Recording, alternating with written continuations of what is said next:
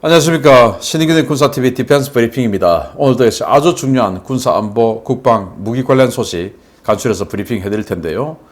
B-1B 폭격기, 미국 유일의 초음속 폭격기인데 이 B-1B가 지금 뭐 한 일주일 사이에 제가 보내드린 뉴스가 완전히 그냥 롤러코스터를 타고 있습니다.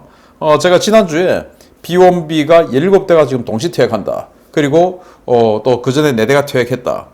이런 B-1B로서는 아주 나쁜 배드 뉴스를 보내드렸는데 이제는 또 B-1B를 사상 최강의 무장으로 아주 급하게 업그레이드 한다 라는 뉴스가 나왔어요. 미 공군의 속내는 뭔지 한번 보겠고, 그리고 일본 또 영국 이 공이 지금 6세대 전투기 개발하고 있지 않습니까? 영국은 템페스트, 일본은 F3. 그런데 이 둘이 손을 잡을 것 같다 라는 뉴스가 나왔습니다. 보겠습니다. 일본의 차세대 전투기가 영국의 템페스트와 유사한 형태가 되거나 아예 템페스트 프로그램에 일본이 참여하는 상황이 벌어질지도 모르겠습니다. 영국이 템페스트 프로그램에 참여하기로 한 파트너 국가들과의 계약이 임박했다고 밝혔습니다. 영국 정부가 추진하는 6세대 전투기 프로그램의 주 사업자로 시스템 개발을 총괄하고 있는 BAE 시스템즈가 올해 말까지 이탈리아, 스웨덴 2개국과 전투기 공동개발 계약을 체결할 것이라고 로이터 통신이 보도했습니다. BAE 시스템스의 템페스트 프로그램 담당 부서인 퓨처 컴백 에어 시스템 사업부의 마이클 크리스티 이사는 템페스트 개념 연구 단계에서 두 파트너 국가와의 계약이 2021년 말까지는 체결될 것이다 라며 이번 계약을 통해 템페스트 전투기의 본격적인 개발이 시작된다고 밝혔습니다. 그는 현재 일본은 파트너로 템페스트 공동개발국에 이름을 올리는 것부터 기술 협력을 하는 방안까지 다양한 방안을 논의 중이다 라고 밝혔는데요. 전문가들은 일본이 독자적으로 추진 중인 F3 프로그램이 템페스트와 통합될지 여부에 관심을 모으고 있습니다. 일본이 개발비만 1조 4천억 엔을 투입하고 100대를 양산할 계획으로 개발 중인 6세대 전투기 F3는 그 운용 개념과 목표 성능이 템페스트와 거의 유사한데요. 당초 해외 업체와 협력해서 공동 개발하는 방안이 전면 백지화된 것으로 알려졌으나 BAE 시스템즈의 이번 언급으로 일본의 템페스트 프로그램 협력은 아직 협상 중이라는 사실이 확인되었습니다. 일본이 템페스트 프로그램에 파트너 국가로 합류할 경우에 양측은 상호 비교 우위 분야에 집중해서 일본은 전자장비 분야를, 영국은 엔진과 기체 설계 등을 담당하는 형식으로 분업할 가능성이 높아 보이는데요. 일본과 영국은 모두 신형 전투기 전력화 시기를 2035년까지로 규정한 상태여서 양국의 협업 여부는 조만간 확정지어질 전망입니다. 자, 이게 영국이 내놓은 템페스트 CG인데요. 사실 이 영국이 퀸 엘리자베스 항공모함을 일본으로 보내면서 일본의 사세보를 모항으로 장기작전에 들어갔죠. 그래서 당시 러일 전쟁을 하면서 영국이 자신들의 식민지였던 이집트, 그 이집트에 있는 수에즈 운하를 틀어막아주면서 러시아의 발틱 함대가 지중해 그리고 홍해를 거쳐서 일본으로 오지 못하게끔 하고, 그렇게 해서 그 발틱 함대가 아프리카 희망봉을 돌아서 어마어마하게 오다가 완전히 기진맥진 다 하고, 그래서 일본에 와서 그냥 박살이 나버렸죠. 그런 영일 동맹, 그게 지금 21세기에 다시 재현되는 것이 아니냐라는 관측들이 많을 정도로 지금 영국과 일본이 군사적으로 또 외교적으로 굉장히 밀접한 행보를 보이고 있습니다. 그런 차원에서 이 템페스트도 또 일본의 F3도 통합해서 하나로 가지 않을까. 뭐 일본이야 비교적 영국보다는 자금 사정이 조금 낮지만, 그러나 그렇다 하더라도 혼자서 이 6세대 전투기를 전체 다 개발비를 부담한다라는 거는 사실은 그 누구도 어렵죠. 그래서 일본 같은 경우에 1조 4천억 엔을 투입하기로 계획이 되어 있는데 우리 돈으로 뭐 15조 원 넘지 않습니까? KFX가 8조 7천억 원. 그런데 이건 지금 15조 원 정도를 예상을 하는데 KFX 비용의 한 2배 가까이를 부담을 하기로 지금 일본은 결심하고 있고, 그리고 일본 혼자서 이 F3 전투기를 만들려고 하다 보니까 100대 생산하는데 당연히 100대만 하다 보니까 규모의 경제가 작고, 그러다 보니까 대당 가격이 지금 일본은 3,500억 원, 우리 돈으로 3,500원에서 4천억 원 정도를 책정하고 있어요. 그러니까 일본 입장에서도 누군가하고 같이 협업해서 규모의 경제를 늘려가는 것이 좋죠. 그래서 지금 영국 보면 스웨덴, 이탈리아하고 협업하기로 지금 계약을 체결한다는데 스웨덴도 항공 선진국이죠. 사브, 그리펜 전투기 만들었는데 그 그리펜 전투기를 끝으로 독자 개발은 포기했어요. 왜? 너무 돈이 많이 드니까. 그래서 사브하고 또 이탈리아 같은 경우도 계속 지금 뭐 유로파이터 전투기도 협업을 하고 그런 분야의 선진국 아니겠습니까? 그래서 이탈리아, 스웨덴, 영국 이 세 나라가 규모의 경제를 이루어간다면 템페스트 사실은 성공 가능성 좀 있죠. 여기에 일본까지 가세한다면 굉장히 강한 어떤 경쟁력을 가지지 않을까라고 생각되는데 일본이 그동안 이 미쓰비시에서 그 F1 그리고 F2 이렇게 만들어 왔는데 이 F1, F2 이거 전부 다 이제 미국 전투기를 바탕으로 만들었지 않습니까? F2 같은 경우는 F-16 펠컨 전투기를 뭐 거의 뺏겼고 미국이 이제 뭐 물론 미국의 압력으로 인해서 그렇게 됐습니다. 그래서 조금 더 확장해서 대한 미사일 쏠 수 있게끔 만들었는데 F3는 이제 미국하고 안 한다. 왜냐? 처음에 여러 가지 방안이 있었어요. 다른 나라, 유럽 나라하고 협업한다. 첫 번째. 두 번째는 F-22를 바탕으로 한다. 두 번째. 세 번째는 다 무시하고 그냥 일본 혼자 한다. 그런데 일본 국내로는 그냥 혼자 한다. 일본 혼자 하자. 이거였어요. 그래서 혼자 가는데 문제는 돈이 많이 든다. 또 그렇다 하더라도 엔진은 개발하기 힘들다. 그래서 지금 영국이 이 템페스트 하면서 최고의 엔진 회사인 롤스로이스에서 굉장히 많은 전력을 생산할 수 있는 그리고 연비도 엄청 좋고 그 엔진을 지금 만들고 있죠.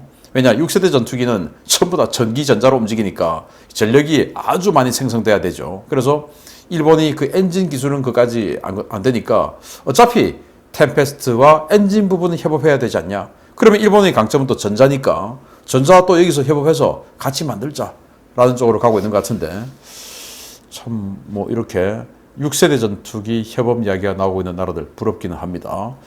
참 뭔가 좀 씁쓸한 생각이 좀 드네요. 두 번째입니다. 최근 17대의 B-1B 폭격기를 퇴역시켜 발생한 폭격기 전력 공백을 메우기 위해 미 공군이 B-1B의 극초음속 미사일 조기 통합을 추진하고 있다는 소식입니다. 내년에 최초 시험 발사 일정이 잡혔는데 이르면 B-21 폭격기 전력화 이전에 실전 배치될 전망입니다.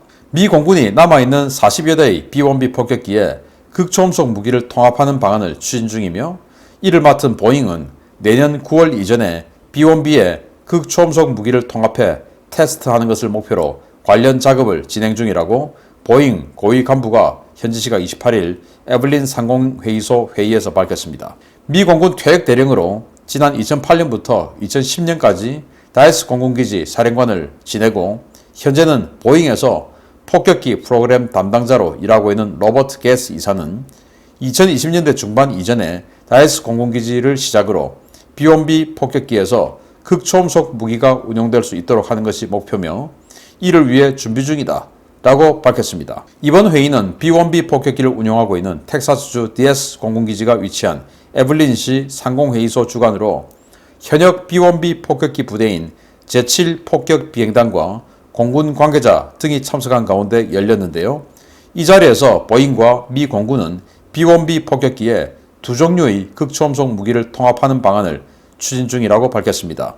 B-1B의 통합이 추진되고 있는 극초음속 무기는 B-52H 폭격기에서 테스트된 바 있는 AGM-183A 에로우와 최근 비행 실험에 성공한 HAWC 호크 두 종류인데요.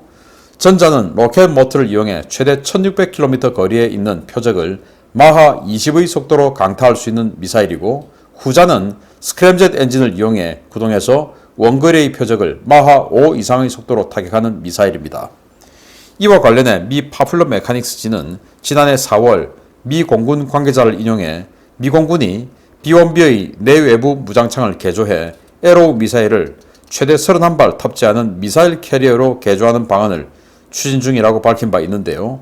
보잉이 이번에 밝힌 것처럼 B-1B의 극초음속 무기가 조기 전력화될 경우에 B-1B 일부 퇴역에 따른 전력 공백 논란은 단숨에 사그라들 것으로 보입니다.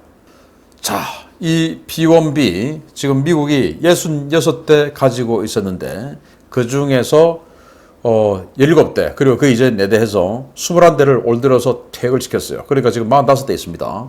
그 45대를 가지고 운용을 해야 되는데 이 B-1B의 차세대 폭격기인 B-21이 2025년 부터 전력화될 예정이죠. 그러니까 아직 공백이 많이 있습니다. 그리고 그 B-21이 뭐 뚝딱 수십 대가 한꺼번에 나오는 것도 아니죠. 그래서 순차적으로 대처를 해야 되니까 그때 그 기간 중에 좀 알찬 전력을 가지자. 그래서 에로우 또는 호크 이 극초음속 무기들을 최대 31발을 싣자.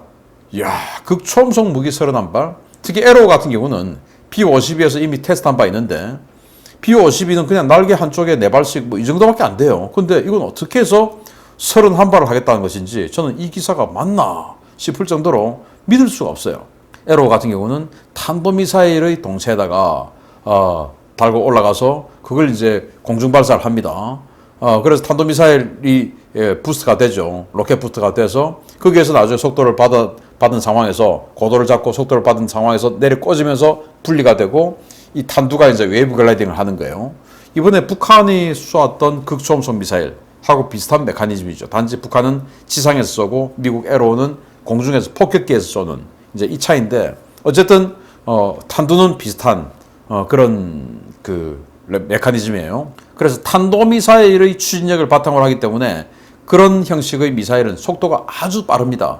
그래서 마하 20 여기는 이제 또 이 폭격기의 비행 속도까지 관성으로 붙어서 더 빠른 속도로 가속을 탄도미사일을 해버리니까 이제 그 정도 나오는데 그래서 그런 거 보면 북한이 이번에 뭐 탄도미사일 바탕의 극초음속 미사일 쏴서 마 2.5 뭐 이거 이 정도밖에 안 나왔으니까 하고 우리 군은 폄하를 하는데 이건 지금 처음 발사한 거고 분리되는가 이 정도 그냥 본 거고 궁극적으로는 탄도미사일 바탕으로 했기 때문에 이건 거의 뭐 마 10 정도까지는 될 수 있다라는 생각을 하고 우리가 요격 작업 준비해 들어가야 됩니다. 그리고 지금 미국이 호크라고 하는 이 HAWC 호크 하려면 이제 K가 돼야 되는데 여기 이제 말장난한 거죠.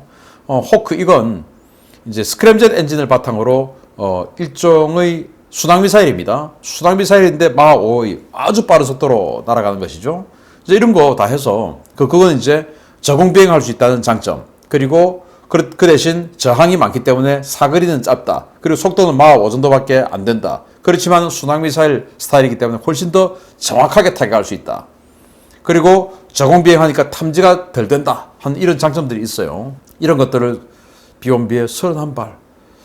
야, B-1B 한 개 뜨면 적들이 완전히 그냥 초토화될 수밖에 없는 그런 상황이 되겠는데 아무튼 45대 남은 B-1B를 가지고 이렇게 엄청난 타격 능력을 가진 폭격기로 개조한다 라는 소식 알려드렸습니다. 마치겠습니다. 감사합니다.